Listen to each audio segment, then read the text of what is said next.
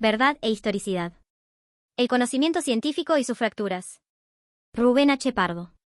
1. El conocimiento científico, doble sentido y doble origen.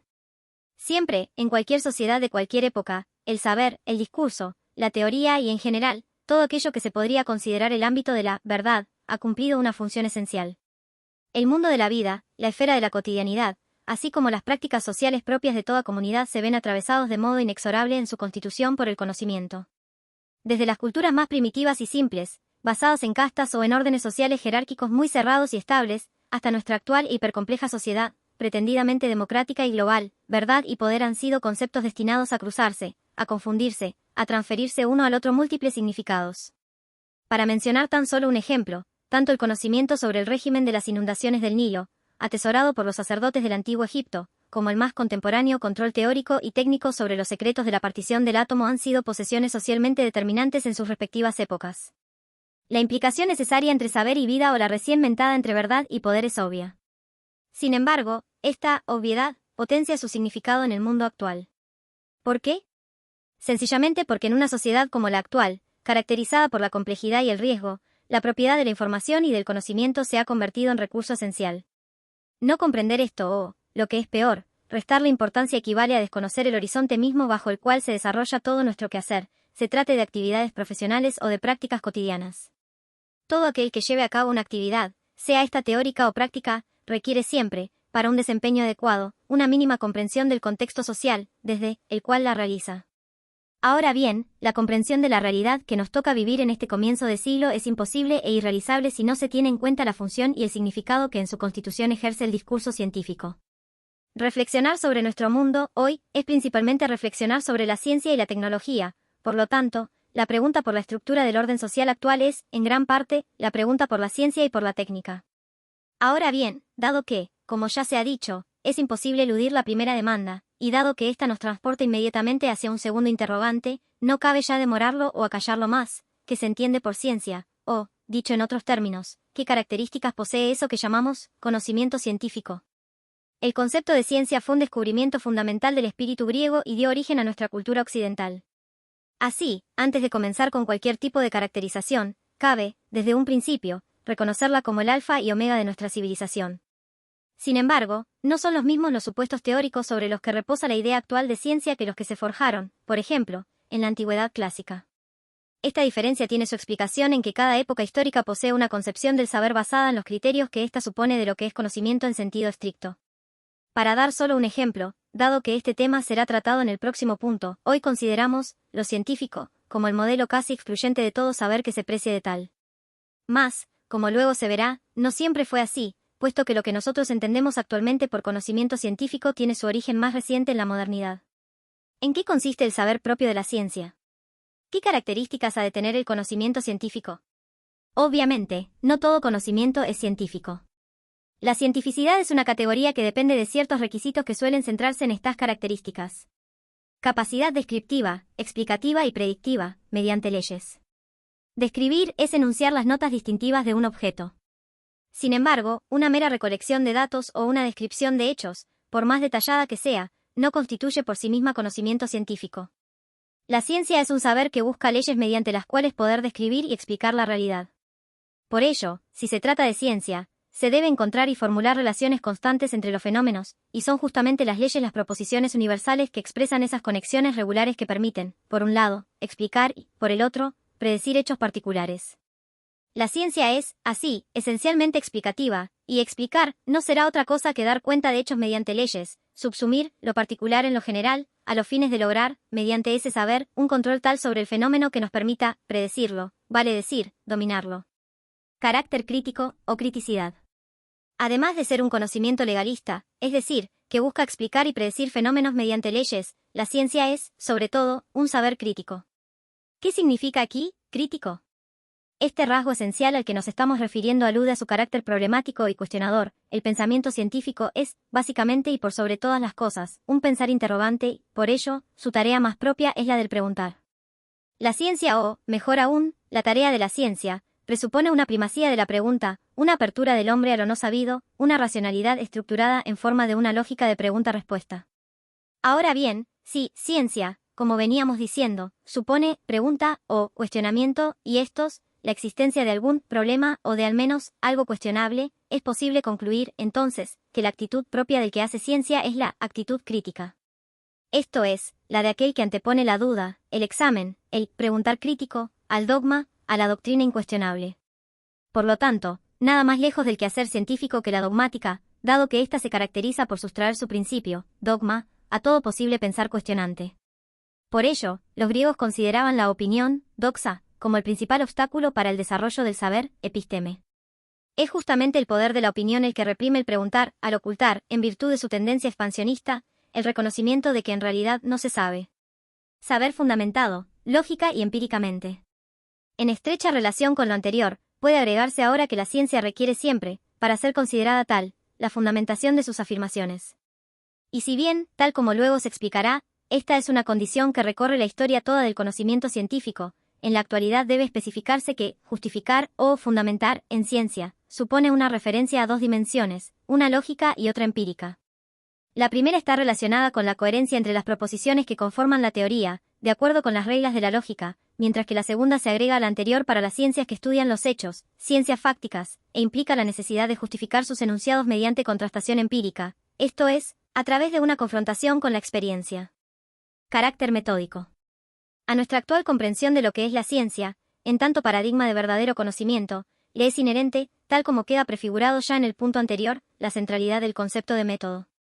Métodos es una palabra griega cuyo significado alude a un camino por medio del cual aproximarse a lo que debe conocerse, y, en su sentido moderno, sobre todo desde Descartes, adquiere el sentido de un concepto unitario que, más allá de las peculiaridades del ámbito estudiado, implica la exclusión del error mediante verificación y comprobación. Así, la tendencia fundamental del pensamiento científico moderno es la de identificar el saber, el conocimiento propiamente dicho, la ciencia, con lo comprobable empíricamente y, por tanto, la verdad con la certeza. Esto es lo que posibilita, a partir del innegable avance de las ciencias naturales desde el siglo XVII, la reducción de la verdad al método.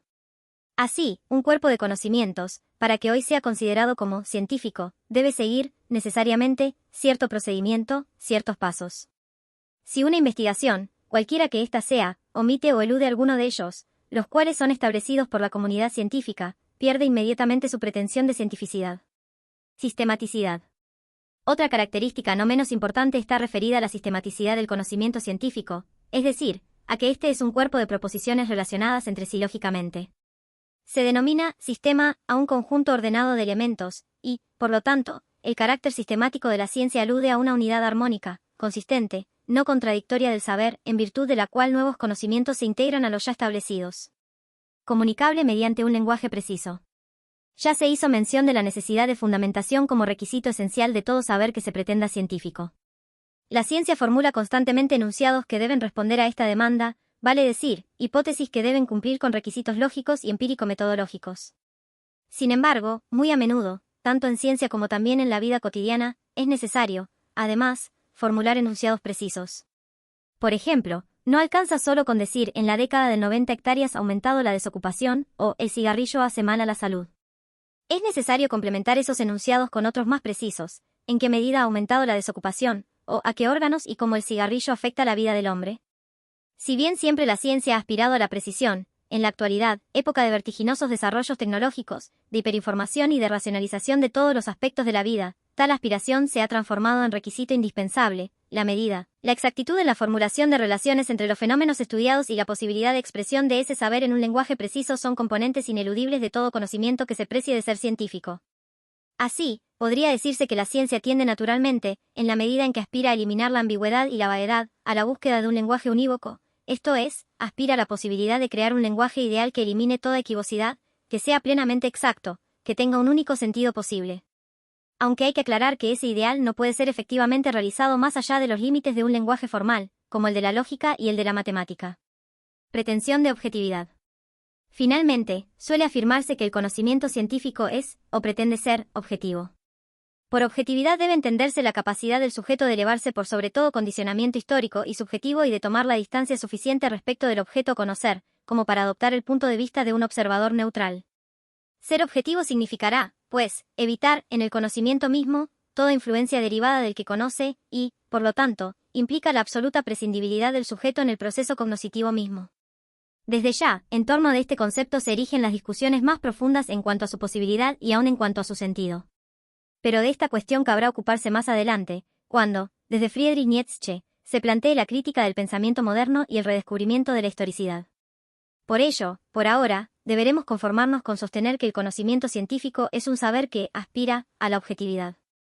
En síntesis, la ciencia, según la visión más usual que en la actualidad se tiene de ella, es un cuerpo de conocimientos al que le son esenciales las siguientes características. Capacidad descriptiva, explicativa y predictiva, mediante leyes. Carácter crítico. Fundamentación, lógica y empírica. Carácter metódico. Sistematicidad. Comunicabilidad mediante un lenguaje preciso, y pretensión de objetividad. Sin embargo, sería lícito ahora preguntar, ¿siempre se ha entendido esto por ciencia? Y, de no ser así, ¿cuándo tiene su origen ese modo de comprender el conocimiento científico que acabamos de describir? La respuesta a la primera pregunta es, obviamente, no, puesto que, como se apuntó anteriormente, cada época ha pensado la ciencia de una manera propia y particular, en relación con una forma, también propia y particular, de concebir la realidad y la racionalidad. Mientras que habrá que responder a la segunda demanda lo siguiente, nuestra actual idea de ciencia tiene un doble origen, uno remoto, la filosofía griega, y otro reciente, el conocimiento tal como lo entiende la modernidad. Pero esta temática nos lleva al próximo apartado de este trabajo. Ciencia, en sentido amplio, un concepto epocal.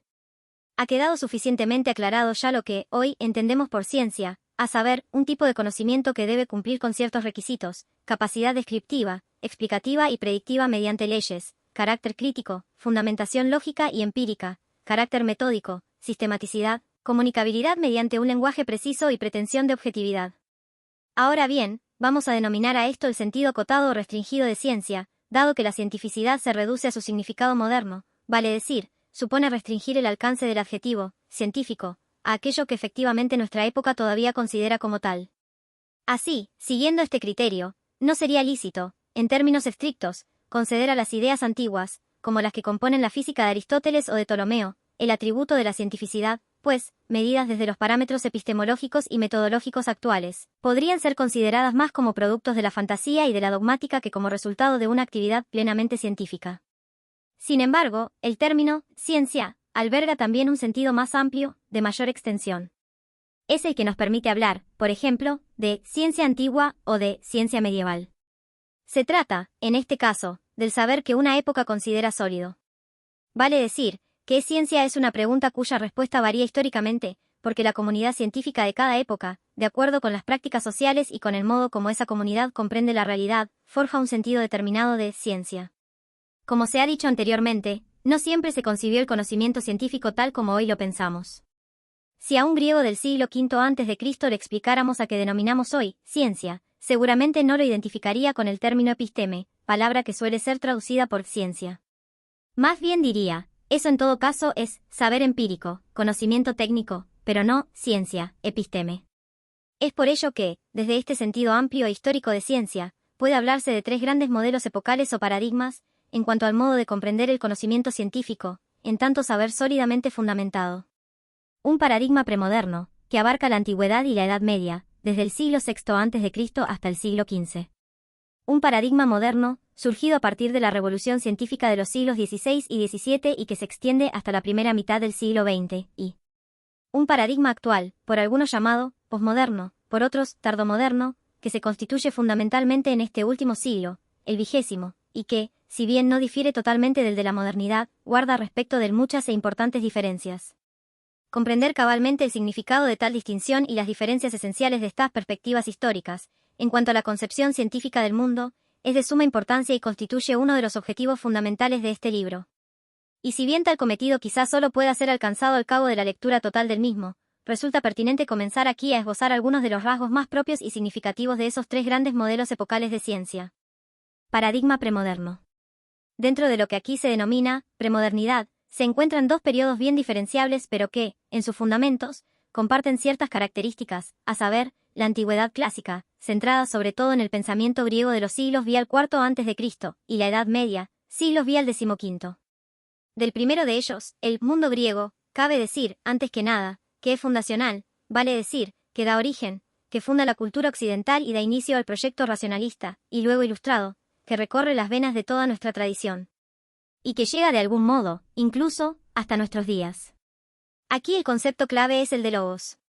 ¿Qué entendían los griegos por logos? Responder esta pregunta requeriría un artículo aparte, si no un libro entero. Pero, sin embargo, a los fines de nuestro tema, es posible bosquejar una respuesta. El significado que los griegos daban al concepto logos era básicamente el de discurso explicativo y demostrativo, que se contraponía y se complementaba con ese otro tipo particular de discurso que se narraba sin necesidad alguna de demostración. Se trata del mito, cuya verdad no residía en la verificación. Tanto el término logos como mitos aludían a palabra, al lenguaje, solo que, mientras el segundo poseía el sentido de una palabra que se esparce sin que sea necesario determinar su origen ni confirmarla, el logos, al igual que la ciencia, descansa en la fundamentación.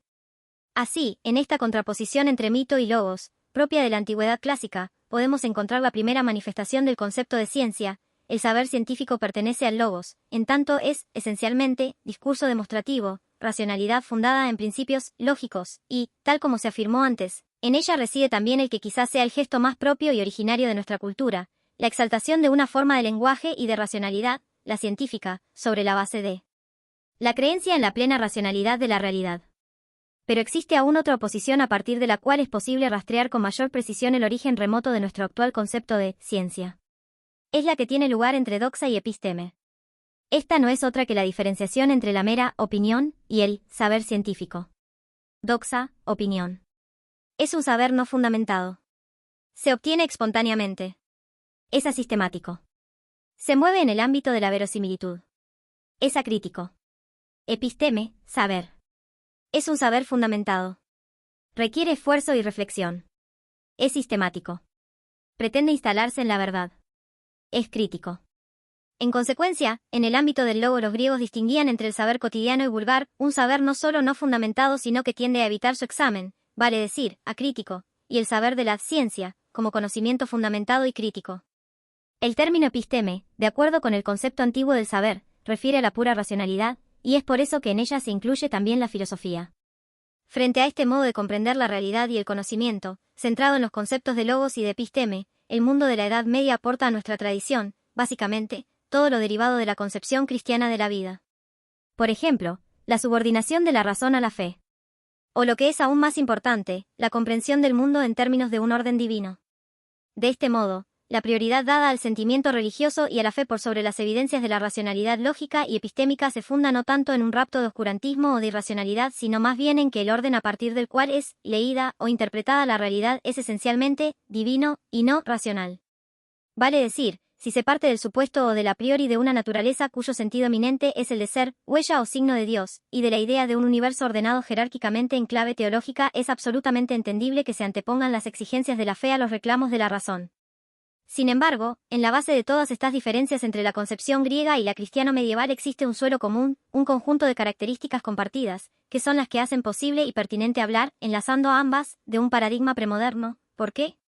Porque teniendo presente esa gran revolución científica de los siglos XVI y XVII que va a dar lugar al nacimiento de una nueva época, la modernidad, es claro que, frente a ella, el mundo antiguo y el medieval, a pesar de los principios divergentes que los rigen, constituyen una unidad. ¿Cuáles serían, entonces, los fundamentos de la misma? Aquí, aunque desde ya de un modo muy simplificador y esquemático, cabe señalar, por ejemplo, los siguientes. La comprensión científica del mundo. Geocentrismo. Se considera la Tierra como centro del universo. Orden jerárquico. Se concibe el universo como una gran escala o jerarquía de elementos que van desde la suma perfección, el Dios cristiano o el primer motor inmóvil, de Aristóteles, a lo más imperfecto, los 4 elementos clásicos, tierra, agua, aire y fuego. Orden teleológico. Se piensa que todo en el universo tiende hacia un fin, telos, llámese Dios, para la religión, idea de bien, para Platón o primer motor, para Aristóteles. Finitud del espacio. Se cree en un universo cerrado y finito, vale decir, con límites. El conocimiento científico. Una idea más amplia de razón y de ciencia, dado que ni en la antigüedad ni en el medioevo se identificó racionalidad, logos o conocimiento científico, episteme, con saber empírico y técnico, como comienza a suceder a partir de la modernidad.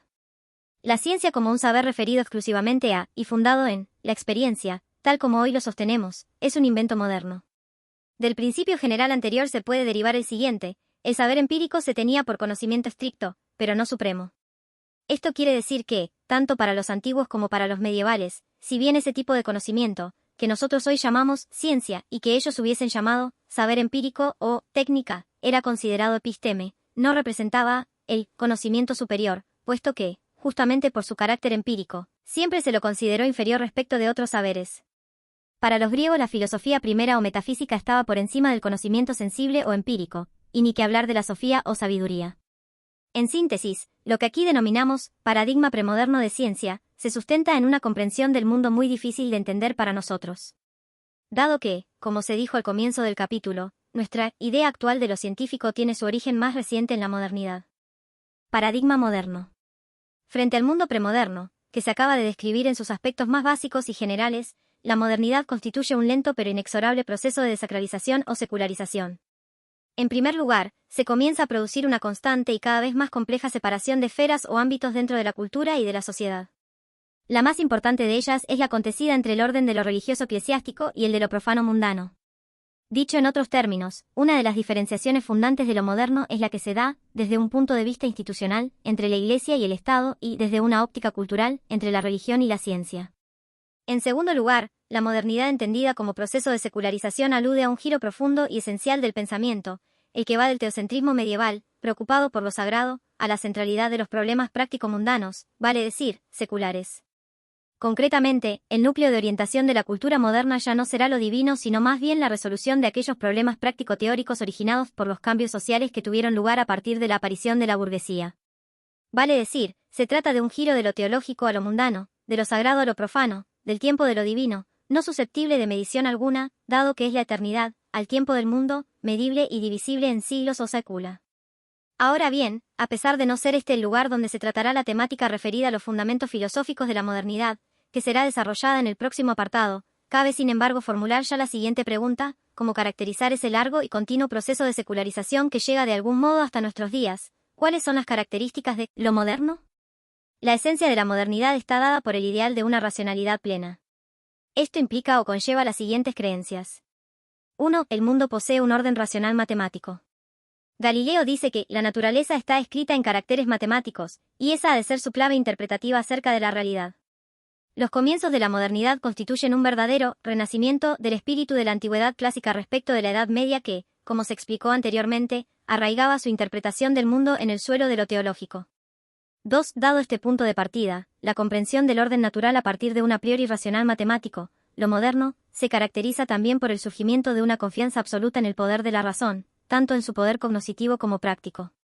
Esto es, surge una creciente certeza en la capacidad no solo teórica, en cuanto a la posibilidad de conocer mediante ella todos los recovecos y escondrijos de la realidad, sino, sobre todo, en su poder de dominio y transformación de la naturaleza.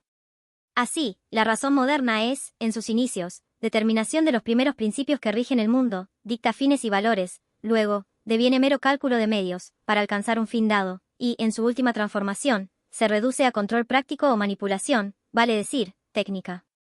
3. El proyecto moderno de una racionalización plena de la realidad conlleva otros dos ideales, el de alcanzar un conocimiento universal y necesario del mundo y, a la vez, el de lograr la formulación de una ética de validez universal. Esto quiere decir que a la modernidad le es inherente una idea de conocimiento y de verdad muy fuerte, dado que en ella se confía en la posibilidad de determinar las leyes que, desde siempre y necesariamente, han regido y regirán la naturaleza. Esto se creía haber alcanzado ya en la física de Newton, cuyos principios eran tenidos por verdades de ese tipo. A esto se le añade la creencia en la posibilidad de lograr algo parecido en el ámbito de la moral. Es pensable y realizable, siempre dentro de los ideales del paradigma moderno, una ética fundada en la pura razón. Y esta, en la medida en que sería puramente racional, es decir, dado que excluiría la influencia de cualquier elemento sustantivo derivado de la tradición o la costumbre, tendría, entonces, la propiedad de la universalidad, esto es, podría ser considerada como válida para todo ser racional. No otra cosa ha representado el proyecto kantiano de una ética formal del deber. 4. Finalmente, cabe agregar que otro de los ideales esenciales en los que se funda el programa moderno de una racionalidad plena es la creencia en el progreso social como consecuencia inexorable del desarrollo de la ciencia.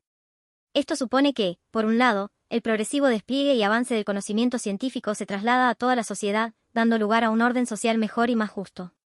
Y, además, conlleva el supuesto, muy discutido en la actualidad, de que todo proceso de innovación en ciencia es, en sí mismo, bueno. Hoy, luego de varios siglos de desarrollo de este paradigma científico, ya no resulta tan claro, más allá de sus bondades incuestionables y de su imprescindibilidad, que todas las consecuencias de la investigación científica sean positivas y, mucho menos, que éstas traigan aparejado un progreso social universal. Por ello, hoy tampoco es indiscutible que el desarrollo de la ciencia deba ser absolutamente ilimitado. Aunque cabe aclarar que tal cuestionamiento no significa, empero, obstaculización ni freno. A partir de lo dicho sobre este ideal de racionalidad plena propio de la época moderna puede entenderse, entonces, cómo es que recién desde aquí nace esa idea, tan elemental para nosotros, de la ciencia como conocimiento superior, de la ciencia como modelo de conocimiento. Es así como, desde la modernidad, origen reciente de nuestra actual idea de conocimiento científico, razón y verdad son pensados casi como sinónimos de razón científica y de verdad científica. Y es así como, desde entonces, la racionalidad es pensada como, y reducida a, la racionalidad propia de la ciencia. Y solo preguntar por la corrección de tales definiciones nos instala sin más en la crisis del paradigma moderno, crisis que, para algunos, da lugar incluso a un nuevo paradigma. Paradigma actual, tardomoderno o posmoderno. Es indudable que varios de los rasgos que acabamos de presentar como cimientos de la modernidad han perdido ya, en nuestros años, su poder normativo o, directamente, han caído en desuso porque no creemos más en ellos.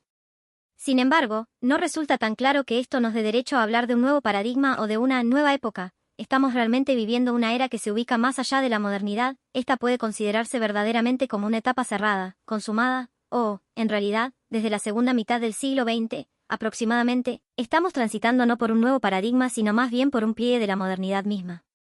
Estas discusiones en torno de la relación, modernidad-posmodernidad, vienen desarrollándose ya desde hace un par de décadas, y se han proclamado respuestas muy diversas.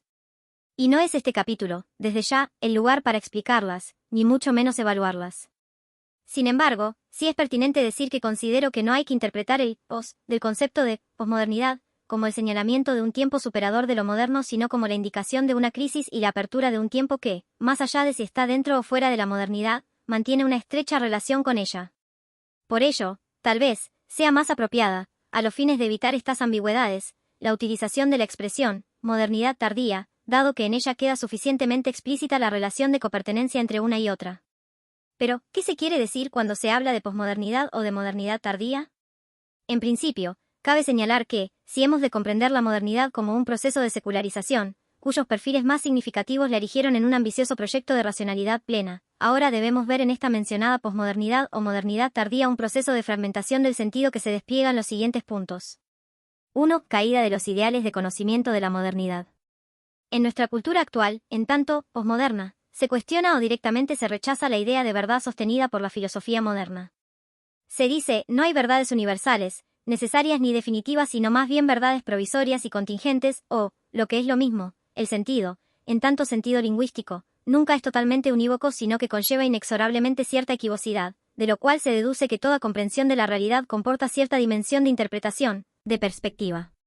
En síntesis, es inherente a la posmodernidad, en contraste con lo moderno, una idea débil de verdad o, si se prefiere, cierto relativismo cognoscitivo.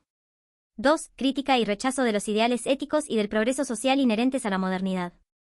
Otra manera de caracterizar la posmodernidad es sostener que en ella adviene el fin de las utopías, o de los grandes relatos, o de las ideologías, entre otros tópicos modernos. Vale decir, no solo se descree de las grandilocuentes construcciones teóricas del pensamiento moderno, sino también de la posibilidad de acceder por medio de ellas a un progreso social. Si el proyecto filosófico de la modernidad era un programa cultural orientado fundamentalmente al futuro y a lo nuevo, una de las tesis esenciales del credo tardomoderno reza: no hay futuro, nada completamente nuevo es posible bajo el sol. Por ello, a los oídos de la posmodernidad, el ideal kantiano de la construcción de una ética universal, plenamente racional y por lo tanto válida para todos, suena como lisa y llana ingenuidad pueril. Del mismo modo que la esperanza marxista de alcanzar, por vía de la revolución socialista, un orden social igualitario. Las sociedades posmodernas son, como afirman algunos, en gran medida y en comparación con las modernas, sociedades del desencanto. 3. Algunos cuestionamientos a la ciencia y al cientificismo. Finalmente, la posmodernidad en cuanto proceso de fragmentación del sentido comporta la aparición de ciertas críticas tanto al desarrollo absolutamente ilimitado de la ciencia cuanto a la desmesurada adoración a esta, lo que da lugar a una reducción, tal como anteriormente se ha señalado, de la razón a mera racionalidad científica. Lo primero se funda en el descubrimiento del reverso de esa suerte de moneda, que es el devenir de la investigación científica. Una de sus caras, el anverso, estaría constituida por sus efectos liberadores y positivos, mientras que en la otra se dibujarían los residuos indeseables, pero también inevitables, de tal desarrollo. La posmodernidad inaugura un tiempo en el cual se cierra el supuesto incuestionado de la esencial bondad, de la cual se seguiría la necesaria falta de limitación, del conocimiento científico. Los más románticos pretenden con cierta ingenuidad detener la irrefrenable tendencia a la innovación que conlleva la ciencia actual, y los más realistas exigen que se piense, al menos, sobre los fines de la ciencia misma.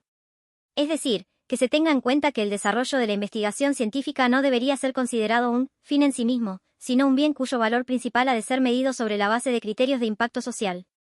Respecto de la crítica a la desmesura cientificista, que reduce la racionalidad toda al proceder de la ciencia, la cultura posmoderna o tardomoderna esgrime, ante aquella, la necesidad de ampliar la idea de razón y de verdad. Esto es, hay quienes afirman la existencia de otras formas de racionalidad además de la científica y señalan la presencia de cierto tipo de verdad en discursos y expresiones extracientíficas, por ejemplo, en el arte. En resumen, frente al paradigma científico-filosófico de la modernidad, esta etapa de la posmodernidad, más allá de la problemática de su estatus independiente o no, representa una época asignada por la fragmentación, por la caída y por el desencanto. Y por ello, quizá, muchos pensadores critican y tachan de conservadores o de reaccionarios a los que defienden a rajatabla los beneficios de la posmodernidad, dado que esto implicaría la claudicación de los ideales sociales, progresistas, de la modernidad. Pero el debate en torno de la reivindicación o crítica del proyecto moderno no nos compete por el momento. Para finalizar esta primera parte del trabajo, y sobre la base de lo hasta aquí dicho, es conveniente tener presente y reafirmar los fundamentos desde los cuales ha surgido nuestra actual idea de ciencia, aquella desde la cual habíamos partido al comienzo. Lo que hoy entendemos como conocimiento científico, un saber explicativo mediante leyes, crítico, fundamentado, metódico, sistemático, comunicable mediante un lenguaje preciso y con pretensión de objetividad, posee un origen remoto y un origen reciente. El primero no es otro que la antigüedad clásica, con su original proyecto racionalista y su concepto de logos y de episteme. Ahí nace la confianza en la racionalidad de la realidad y en la posibilidad de un conocimiento fundamentado de ella.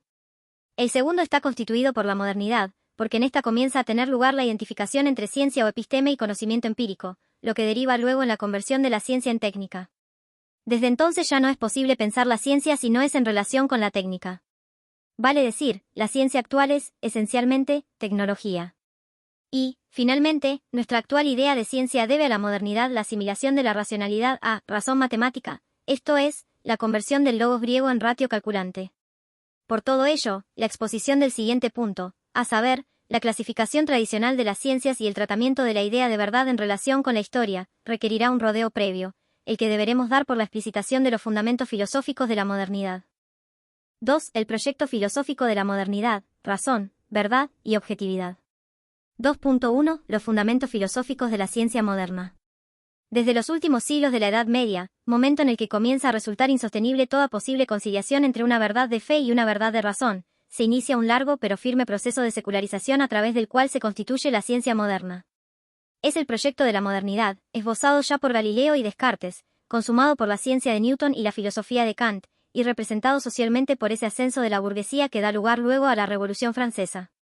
Allí, en ese lapso que va desde los siglos XIV hasta el XIX, se fue forjando un concepto de razón y una concepción del conocimiento que caracterizan lo que hoy en día, de algún modo, aún entendemos por ciencia. La pregunta por las características de ese proyecto ha sido ya, aunque de manera muy breve, contestada.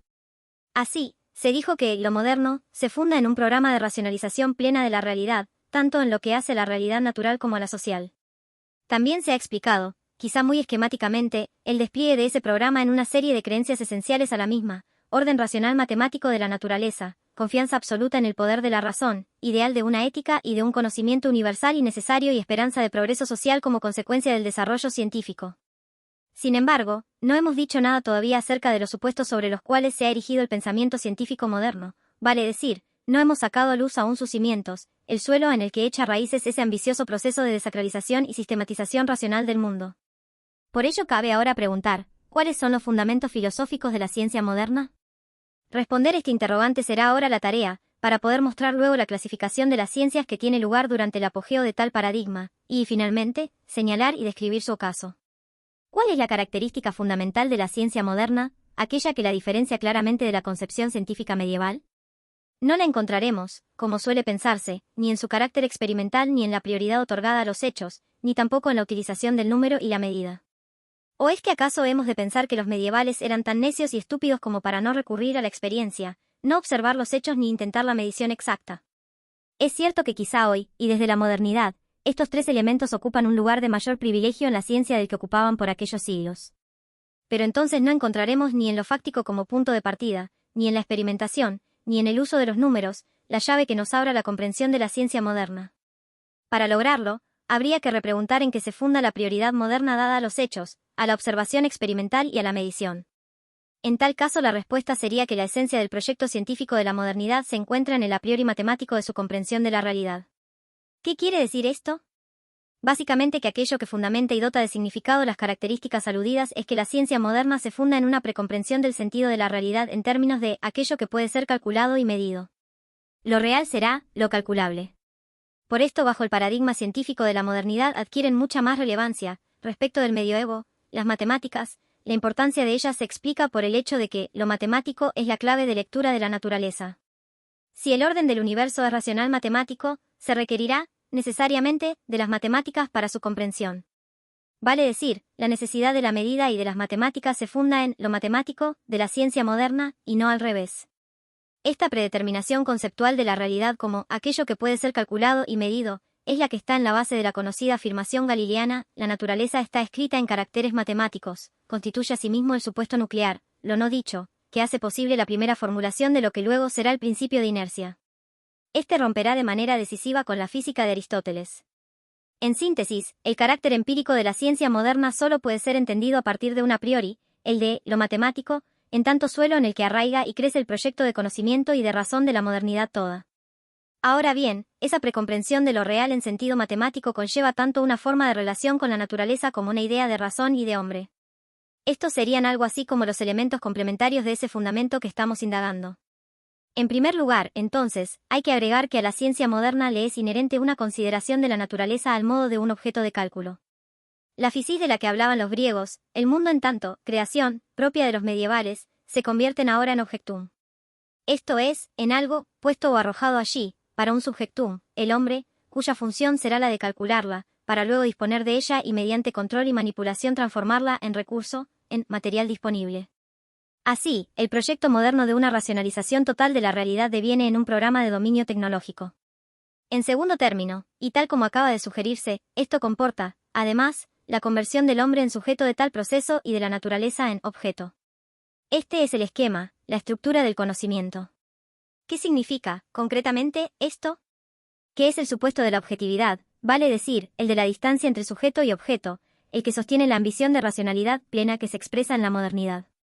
La posibilidad de determinar racionalmente la estructura de la realidad en leyes descansa en la suposición de esa capacidad del científico de separarse del objeto a conocer. Esa distancia fue el anhelo de la Ilustración moderna, y constituye la condición de posibilidad de su objetivo principal, es decir, la determinación de verdades fuertes, universales y necesarias. Pues solo puede pensarse en la viabilidad de un saber absoluto acerca de la realidad a condición de que supongamos un sujeto de conocimiento que, al modo de un observador neutral y externo, sea capaz de determinar lo observado sin estar implicado en la observación. Así, la relación hombre-mundo u hombre-naturaleza pasa a ser pensada como la de un sujeto, hombre, que, desde su distancia objetivadora, se enfrenta a y dispone de un objeto, naturaleza, para su control. Por último, la razón moderna pretende extenderse también al ámbito de la ética y la moral. Con esto simplemente se quiere decir que el proyecto de razón propio de la modernidad conlleva, al principio, una idea de racionalidad ligada a la posibilidad de determinar las conductas éticamente buenas, en la medida en que se creía capaz de señalar los bienes, fines y valores, que deben guiar el obrar del hombre. Pero esto duró poco. ¿Por qué? Sencillamente, porque el proyecto filosófico-científico de la modernidad hizo devenir esa razón todopoderosa en mera razón calculante, en un mero ejercicio de cálculo de los medios más adecuados para alcanzar fines dados. Cuando esa racionalidad pierde su poder de determinación de los fines, se conforma con ser un puro procedimiento formal, vacío de contenido. Puede decirse que la razón moderna, al comienzo idealmente totalizante, viene a terminar en mera técnica. A esto se apunta cuando se dice que la idea de razón en la que desemboca la modernidad es la de una razón instrumental. Se trata de un proceso perfectamente entendible, si es que se tiene presente que el sentido previo a partir del cual la modernidad comprende la realidad es el de lo calculable. Pues entonces a nadie habrá de sorprender que la racionalidad, tal como se concibe en esa época, no sea otra cosa que instrumento de cálculo. Estos son, por lo tanto, los fundamentos filosóficos del paradigma científico que se genera a partir de la revolución de los siglos XVI y XVII y que perdura, más o menos incólume, hasta las primeras décadas del XX. Bajo el influjo de sus ideas comienza a engendrarse nuestro actual concepto de ciencia y asimismo de uno de sus productos más acabados, la tecnología. Queda claro, entonces, que las consecuencias que arroja lo moderno sobre nuestro tiempo son muchas y muy relevantes. Sin embargo, no es este el momento de tratarlas. Por el contrario, es preciso ahora, a los fines de dar las últimas pinceladas a esta suerte de pintura de la ciencia clásica, pasar a dos temáticas inescindibles de la misma, la tradicional clasificación de las ciencias y el problema de la relación entre las verdades científicas y lo histórico. 2.2 Ciencia y progreso, la aparición de las ciencias sociales y la clasificación de las ciencias. Cuando se trata de clasificar las ciencias se acostumbra a tomar como referencia 4 criterios: el objeto de estudio, los métodos, la clase de enunciados y el tipo de verdad. Al hablar de objeto de estudio nos referimos al sector o ámbito de la realidad estudiada, los seres vivos para la biología o el movimiento de los cuerpos celestes para la astronomía, por dar solo algunos ejemplos. Los métodos se relacionan con los distintos procedimientos, tanto para el logro de conocimientos como para su justificación y puesta a prueba. El tipo de enunciados alude a la diferencia entre proposiciones analíticas, vale decir, aquellas cuyo valor de verdad se determina formalmente con independencia de lo empírico, y proposiciones sintéticas, a saber, las que nos informan de algún modo sobre sucesos o procesos fácticos y cuya verdad está relacionada con la experiencia. Finalmente, acerca del criterio referido al tipo de verdad involucrado en estos enunciados diremos que mientras a los primeros les corresponde una verdad necesaria y formal, relacionada con la coherencia lógica, en el caso de los segundos su verdad será contingente y fáctica, dependiente de su verificación empírica. Explicados los criterios, puede decirse ahora que las ciencias se dividen en formales y fácticas. Las ciencias formales son las matemáticas y la lógica, pues su objeto de estudio se caracteriza porque solo tiene existencia ideal, no existe en la realidad espacio-temporal. Tanto los signos del lenguaje matemático como los del lógico no refieren a una realidad extralingüística sino que son formales, vacíos de contenido. Cabe aclarar que estos objetos o signos formales pueden ser interpretados, estableciendo correspondencias con los hechos y, entonces, ser aplicados a la realidad empírica. Obviamente, los enunciados de este tipo de ciencias son analíticos, dado que constituyen relaciones entre signos vacíos de contenido empírico, cuyo valor de verdad se determinará de un modo puramente formal. El método es la demostración lógica, deducir un enunciado de otros por inferencias lógicas. Y, finalmente, la verdad de las ciencias formales ha de ser necesaria. Es fruto de la coherencia del enunciado dado con el sistema de ideas admitido previamente, no contradicción con las otras proposiciones e inferibilidad a partir de ellas. Por otra parte, están las ciencias fácticas, que informan acerca de la realidad extralingüística, vale decir, tienen como objeto de estudio entes materiales, hechos, procesos, y se refieren a la realidad empírica. Sus enunciados, al apuntar a esos hechos, son proposiciones sintéticas, y su método se basa en la contrastación empírica para constatar si estos enunciados son verdaderos o falsos. De ellos resulta siempre una verdad contingente y fáctica, o, dicho de otro modo, ineludiblemente provisoria. Dentro de la ciencia fáctica suele trazarse una subdivisión entre dos tipos de ciencias, las naturales y las sociales. Tal distinción pretende fundarse en diferencias en cuanto al objeto de estudio, la naturaleza o el hombre, respectivamente, y, sobre todo, acerca del tipo de conocimiento involucrado en ellas. Respecto de esto último, hay quienes descalifican la cientificidad de las ciencias sociales al argumentar que ellas nunca pueden alcanzar metodológicamente la objetividad de las naturales, dando por sentado que la cientificidad de un conocimiento queda acotada a la posible y rigurosa aplicación del método de las ciencias naturales y reduciendo verdad y racionalidad a método. Históricamente el primer modo de considerar las ciencias sociales ha sido el positivista, que partía del supuesto naturalista de reducción de la realidad social a la natural y tenía como único criterio evaluativo la metodología de las ciencias naturales. 2.3 Facticidad y validación, la relación entre la ciencia y lo histórico. Se ha dejado deliberadamente para el final la presentación y el tratamiento de una de las problemáticas más importantes en lo que concierne a la constitución y a la crisis del pensamiento científico moderno. Tanto es así que tal vez pueda decirse, con todo derecho, que en torno de ella se produjo la fractura de ese paradigma y el consiguiente pasaje a lo que se denominó modernidad tardía o posmodernidad. Se trata del tema de la relación entre las verdades científicas y la historia. Nadie, cabalmente, dudaría del estatus histórico de la ciencia, vale decir, cualquier epistemólogo, pertenezca a la corriente que fuere, aceptaría, sin oponer objeción alguna, que el saber científico es un saber influido por la historia. ¿O acaso alguien podría negar la incidencia de cuestiones culturales, políticas, sociales o económicas en la producción misma del conocimiento, sea este científico o no? Es obvio, y resulta entendible para todos, que un científico desarrolla su quehacer y elabora sus teorías en, o mejor aún, desde un contexto determinado, el cual es, siempre, un contexto histórico. Por dar solo un ejemplo, no es lo mismo hacer ciencia en este momento que hacerla en el siglo XV o XVI. Hoy, cualquiera puede afirmar que la Tierra se mueve sin que eso le signifique correr riesgo alguno, mientras que el pobre Galileo sufrió por ello una excomunión varias veces secular. Sin embargo, aceptar esto no significa todavía nada. ¿Por qué? Porque en realidad la verdadera pregunta es otra, y podría sintetizarse del siguiente modo: ¿es el conocimiento científico, esencialmente, histórico? Dicho de modo distinto, las verdades de la ciencia son verdades objetivas, vale decir, independientes, en cuanto a su validez, de la historia, o, por el contrario, todo conocimiento, incluso el científico, se ve afectado de modo esencial, esto es, en lo que respecta a su valor de verdad, por lo histórico. La diferencia entre el primer planteo y este es determinante, mientras nadie objetaría que el quehacer de la ciencia, como toda producción humana, tiene siempre lugar, de manera inexorable, en un tiempo específico. La cuestión atinente a si esa relación ineludible entre el conocimiento y la historia afecta el valor de las verdades científicas ya no es tan clara. Responder de modo negativo a este interrogante implicaría sostener que la verdad, en ciencia, es transhistórica, está por encima de lo histórico, es aislable de su influencia. Por el contrario, toda respuesta positiva conlleva la tesis de que cualquier verdad, incluso en ciencia, solo lo es en el marco de un contexto histórico determinado, esto es, dentro de una época o de un paradigma determinado. Como se acaba de decir, esta problemática divide aguas. Es evidente que el paradigma científico moderno nació y creció a la sombra de la presunción de que sus verdades son universales y objetivas y, por tanto, transhistóricas, válidas para cualquier época, con independencia de todo condicionamiento fáctico. Sin embargo, el quiebre que la revolución científica del siglo XX produjo en cuanto al pretendido carácter irrefutable y necesario de las leyes de la física newtoniana puso en jaque tal presunción. Incluso algunos pensadores del siglo XIX, como Nietzsche, preanunciaron esa profunda crisis de certezas que acontecería casi con el mismo fin de siglo. De cualquier modo, si bien hoy ya nadie sostendría que las verdades científicas vigentes son necesarias e inmutables, sin embargo, la cuestión referida a la problemática relación entre ciencia e historia no ha quedado saldada ni mucho menos. La epistemología más tradicional sigue defendiendo a capa y espada la conveniencia de no perder de vista la diferencia esencial que existiría entre el ámbito de la facticidad, lo histórico, y el de la validación, la verdad. Por otra parte, los críticos de la epistemología tradicional, esto es, nietzscheanos, hermeneutas, neomarxistas o posmodernos, entre otros, intentan reconstruir una teoría de la racionalidad que recupere para sí la dimensión de la historicidad. Contexto de descubrimiento y de justificación, historia externa e interna. Hans Reichenbach, en su libro Experience and Prediction, introduce una distinción conceptual que, desde entonces, constituye una referencia obligada para todos aquellos que intentan preservar una delimitación clara y precisa entre facticidad y validez. Es la discriminación, en el interior de toda idea o teoría científica, entre dos contextos, el de descubrimiento y el de justificación.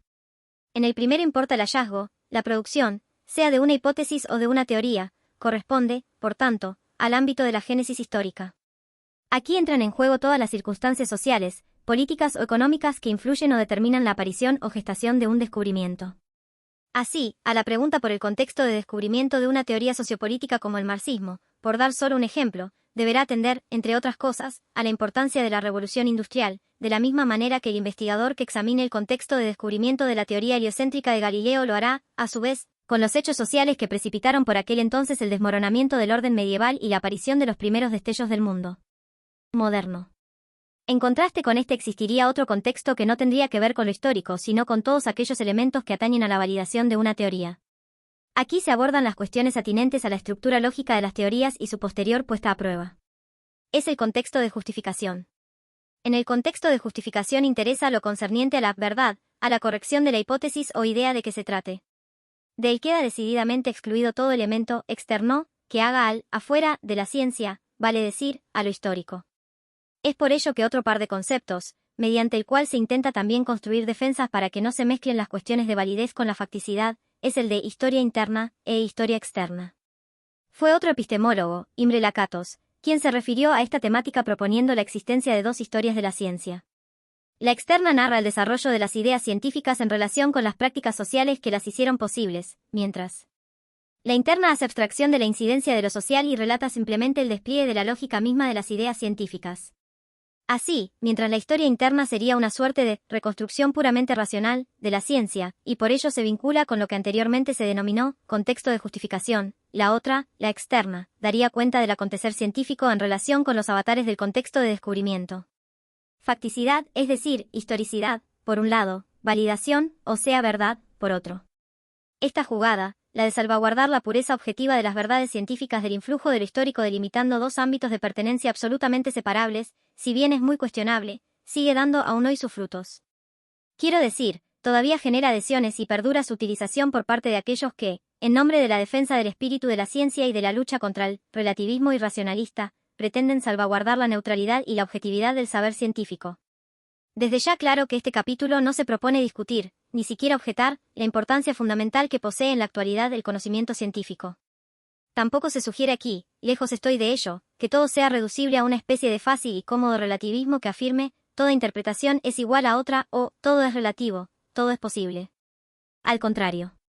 Cabe, en principio, reconocer que ese subjetivismo perezoso es una tentación difícil de eludir cuando llega el momento, como en estos tiempos, en el que los fundamentos y las certezas caen, y parece reinar la incertidumbre y la contingencia más absolutas.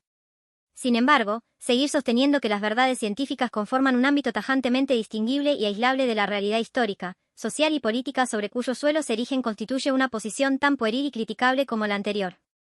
En síntesis, no se trata de racionalismo versus irracionalismo, ni de universalismo versus relativismo. No se trata ni de verdades plenamente objetivas, ni de que cualquier idea vale lo mismo que otra.